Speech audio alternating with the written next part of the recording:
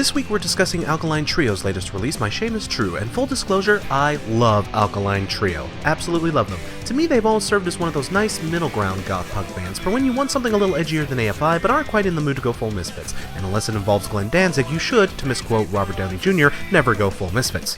But their last album, This Addiction, left me feeling slightly underwhelmed. While not certainly awful, it got a little sloggy in places and wasn't terribly impressive compared to their previous work. So does this album plod further into the mid-tempo doldrums, or does it show that ever so rare case in rock, where a band actually learns from their mistakes? Well, the first two songs on the album are titled She Lied to the FBI and I Wanna Be a Warhol, so that should tell you all you need to know.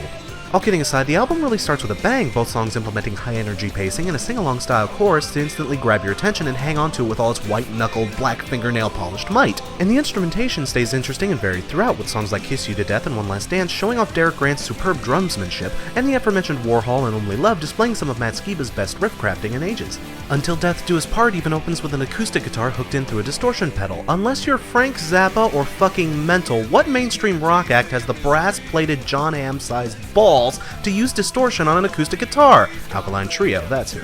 But even if the music were as bland as margarine on Wonder Bread, this album would still hold up pretty well because, believe it or not, the lyrics are actually really good. Well, by Alkaline Trio standards anyway. Usually what's expected on a Trio album isn't much more than, yeah, insanity, murder, drugs! This is gonna sound great on the new Tony Hawk game! But according to my research, Skiba wrote most of the album after a recently dissolved marriage, calling the album an apology note set to music, and brother, I believe it. While the dark and twistedly playful tone is still present, these lyrics also feel like some of the most earnest and wholehearted I've ever heard from the group.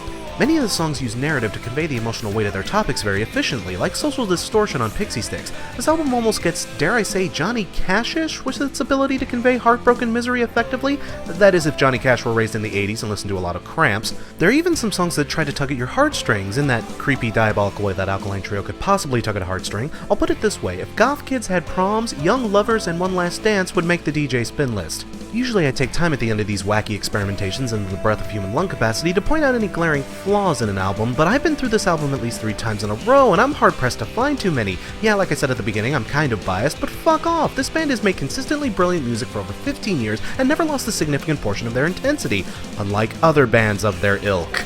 I suppose if you're not into Trio, there isn't anything too deviated from their formula to convert you, but I will say this much. Listen to this album after you've gone through a breakup. I'm serious. The messier, the better. Believe me, you won't regret it. This album will hit you in the solar plexus with its relevance. It's like Beck's Sea Change if it were wearing too much eyeshadow.